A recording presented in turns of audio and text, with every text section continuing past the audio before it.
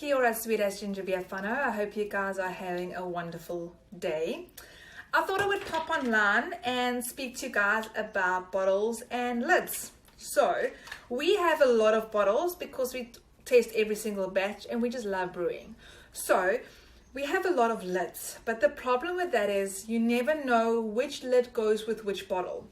So although most of them have these little rings, if you've got different sizes of bottles, it doesn't solve the problem because the lid's actually is actually a little bit different in size, very slightly, but it is. Now the problem with that is if you use the wrong lid with the wrong bottle, is that you think you might be brewing under pressure or under a certain amount of pressure, and then you're not.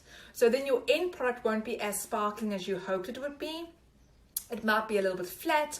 It might not be as you hoped it would be.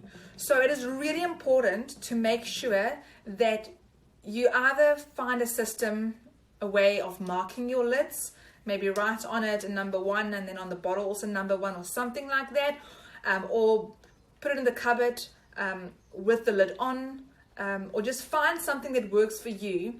Ultimately, we want you guys to have the best ginger beer every time.